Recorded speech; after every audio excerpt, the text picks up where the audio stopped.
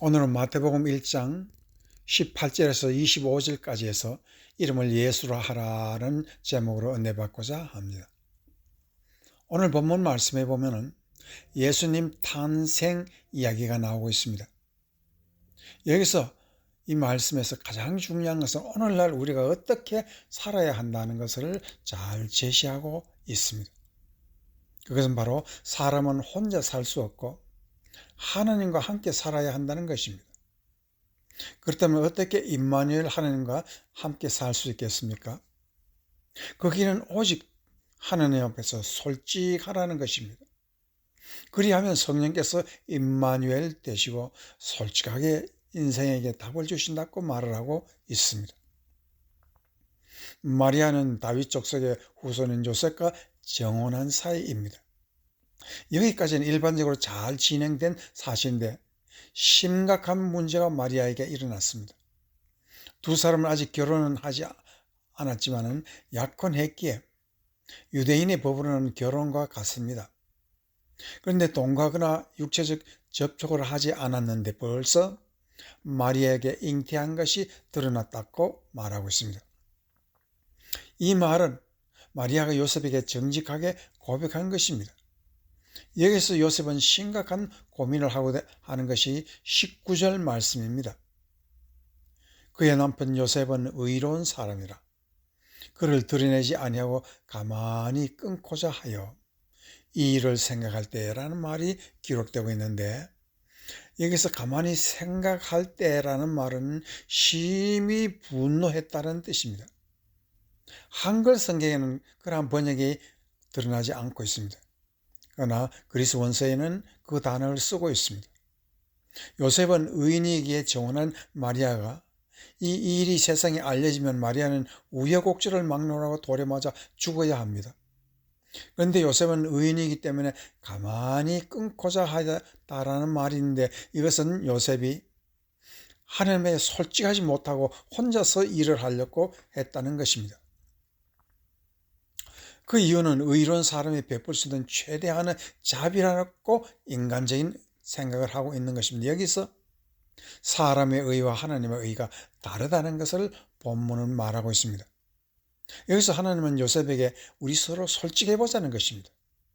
그리고 하나님은 예수라는 아이는 성령으로 날 하나님이라는 것입니다. 이 예수는 사람과 하나님이 함께 사는 길을 여신다고 말을 하고 있습니다. 그래서 오늘 예수라는 이름을 한번 깊이 생각해 보고자 합니다. 첫 번째, 이름을 예수라 하라는 말은 예수는 삶의 답이 된다는 것입니다. 예수님의 탄생에는 우주적 기쁨과 인류의 영광이 선물로 왔지만 막상 요셉이라는 마리아의 남편은 큰 고민에 빠졌습니다. 그는 있을 수 없는 일을 당하여 삶이란 과연 무엇인지 크게 당황하는 모습이 잘 그려져 있습니다. 그가 당하는 두려움은 인류에게 어떤 뜻이 있을까요? 20절 말씀에 보면 이 일을 생각할 때 주의 사자가 현몽하여, 여기에서 이를 생각한다는 말은 심히 고민하면서 화가 난 상태에서 있을 때라는 말입니다. 주의 천사가 현몽하여 이르되 다윗의 자손 요셉아 네 아내 마리아 데려오기를 무서워하지 말라. 그에게 잉태된 자는 성령으로 된 것이라고 말하고 있습니다. 요셉이 심히 화가 난 상태에서 자기만 옳은 것으로 생각하고 있었습니다.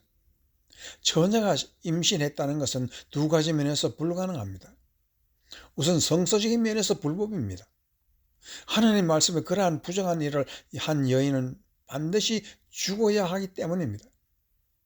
둘째는 여자가 혼자 임신할 수 없기 때문에 상대는 사람인 줄로만 생각했기 때문입니다. 그런데 요셉이 생각한 이 두 가지 일이 하나도 맞지 않았습니다. 여기서 사람은 살면서 분명 내 생각으로는 내가 옳은 줄 아는데, 그리고 100번 타당한데 결과는 잘못으로 나타날 때가 있다는 것을 말하고 있습니다. 요셉이 바로 이런 상태에 있습니다. 여기서 인간이 아무리 생각해도 알 수 없는 일을 당하면 어떻게 해야 되겠습니까? 여기서 요셉이라는 의로운 사람이 모든 인류에게 던지는 질문이 하나 있습니다.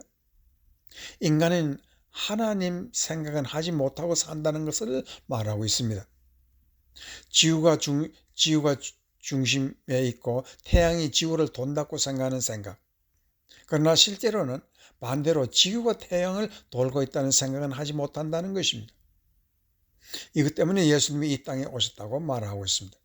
이 말은 사람은 하나님 중심적으로 살지 못하면 만사가 제자리를 찾지 못하고 불안 초조가 찾아온다고 말하는 것입니다. 시편 25장 8절에서 13절 말씀에 다윗은 다음과 같이 말하고 있습니다. 여호와는 선하시고 정직하시니 그러므로 그의 도로 죄인들을 교훈하시리로다. 여호와를 경외하는 자가 누구냐? 그가 택할 길을 그에게 가르치시리로다. 그의 영혼은 편안히 살고 그의 자손은 땅을 상속하리로다라는 말이 있습니다. 다윗은 이 시에서 여호와는 정직하다라는 말을 하고 있습니다. 그 말은 다음에 올 말을 잊고자 하는 것입니다. 인간에게 가장 필요한 것은 하나님과 나의 관계가 솔직할 때 이루어진다는 말입니다.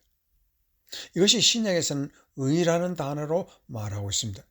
그리할 때 교훈을 주신다는 말은 성령으로 우리에게 길을 잡아주시고 답을 주신다는 뜻입니다. 솔로몬과 다윗의 차이는 하나님이 책망하실 때, 교훈하실 때 다윗은 그 교훈을 감사하게 받아들였고 그리고 하나님 앞에서 솔직했습니다. 솔로몬은 책망을 버렸습니다. 책망의 이유는 사람이 살 때 항상 하나님처럼 솔직하지 못하다는 것입니다.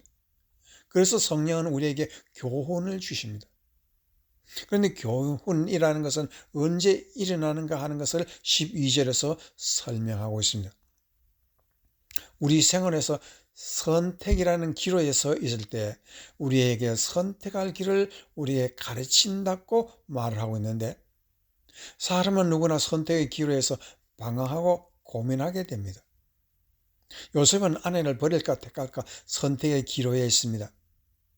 이것은 자신에게만 중요한 것이 아니라 인류의 역사를 움직이는 엄청난 기로에 있기 때문입니다. 이때 하나님은 요셉이 의인이라고 말하고 있습니다. 이 말은 그가 솔직한 사람이라는 뜻입니다. 그렇다고 모든 것이 항상 솔직한가 하는 것은 아니라는 말이지요. 이런 선택의 순간에 하나님은 택할 길을 주셔서 나도 살고 남도 사는 길을 보여주십니다. 이것이 바로 예수님이라는 이름 속에 들어있다는 것입니다. 여기서 성경이 말하고자 하는 것은 구원의 뜻을 조금씩 풀어나가고 있는데 구원이라는 것은 예수님처럼 솔직하라는 것입니다. 그 첫 번째 단계가 우리가 하나님을 생각하는 마음입니다. 그리고 둘째는 내가 아무리 정직하고 옳다고 해도 예수님처럼 솔직하지 못하기 때문에 그의 가르침을 받으라는 뜻입니다. 그리하면 나를 버리고 십자가를 질 수 있는 지혜도 주신다는 것입니다. 그것이 예수님이 가르치는 가장 인간적이며 솔직한 삶이라는 것입니다. 예수님이 자리를 버리고 자기의 사람의 몸을 입고 이 땅에 오신 것은 인간은 인간이 되어야 하고 하나님은 하나님이라는 것은 절대적으로 솔직함을 서로가 가지고 있어야 된다는 것을 말하고 있습니다. 로마서 14장 17절 말씀에는 하나님의 나라는 먹는 것과 마시는 것이 아니요 오직 성령 안에 있는 의와 평강이라고 말하고 있습니다.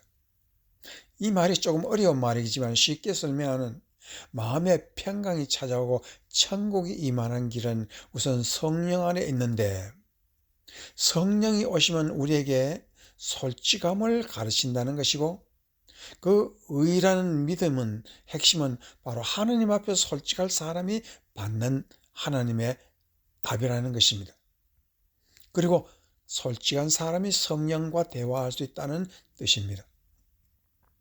성령 앞에서 솔직하면 그때서 성령께서도 우리에게 솔직하게 평강이라는 아주 신기한 마음을 내려주시는데 이것은 한마디로 인간이 세상에서 없어도 모든 것이 있는 것 같고 만물이 내 것이라 생각해도 그것이 없다는 것을 아는 것입니다. 그리고 나의 생명까지라도 내 것이라고 생각하지 아니하고 내 것이 하나님의 것이라는 것을 생각할 때 평안이 온다는 것입니다.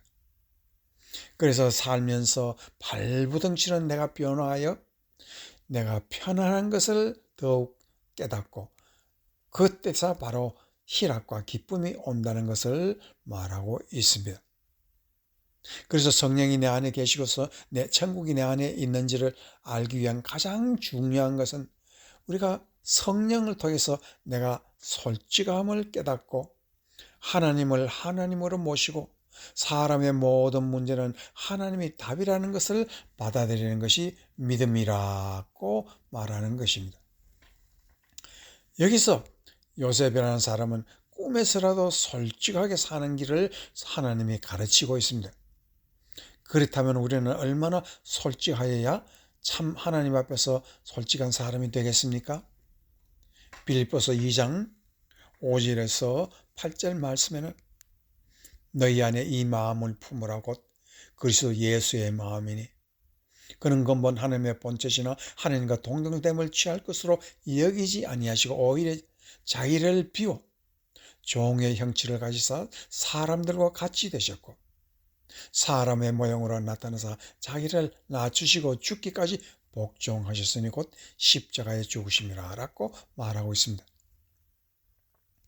하나님께서 사람에게 한 가지 마음을 갖게 하시는데 그것이 예수님의 마음이고 그 예수님의 마음이 바로 인생의 답이라는 것이고 길이라는 것입니다. 그 답은 예수님처럼 솔직하라는 것입니다.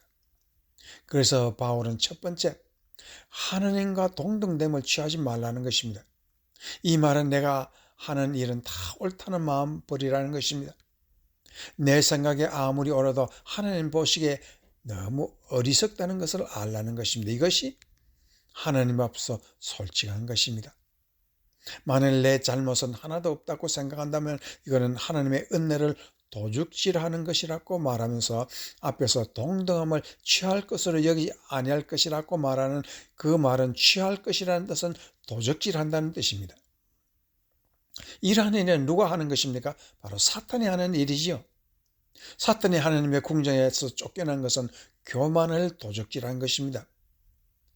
그리고 사탄은 하나님의 일을 사사건건 반대하고 대들입니다. 자기 잘못을 끝까지 인정하지 않는 존재라는 그러한 뜻입니다. 둘째로 사람이 솔직하려면 자기를 비우고 낮은 마음을 갖는다는 것입니다. 그것이 바로 예수님의 십자가입니다. 사람이 살면서 아무리 자랑스러운 삶을 살아도 남에게 보일 수 없는 수치를 감추고 삽니다. 왜 그렇겠습니까? 하나님은 우리가 낮아질 때 정직한 마음을 갖게 하시려고 우리에게 복을 주시는 것이 고통을 주는 것입니다. 바울사도는 셋째 하늘에 갔다 와서 혹시나 그가 교만일지가 봐 사탄의 가시를 주었다고 합니다. 아마 눈병이라는 얘기하는데 남들의 병은 다 고치는데 의사가 자기 병 하나 고치지 못한 수치를 안고 살았던 것이 바울의 솔직한 자기가 하나님 앞에서의 고백입니다. 그러나 바울은 하나님이 자기를 겸손케 하심으로 하나님 앞서 솔직한 존재가 되도록 복을 주셨다라고 그렇게 우리에게 가르치고 있습니다. 그래서 하나님 앞에서 감사한 사람이 되었습니다. 우리는 이와 같이 하나님에게 복받는 사람이 되려면 솔직해야 한다는 것을 예수의 이름에서 배우라고 말하고 있습니다. 이러한 복을 받는 여러분이 되시기를 축원합니다.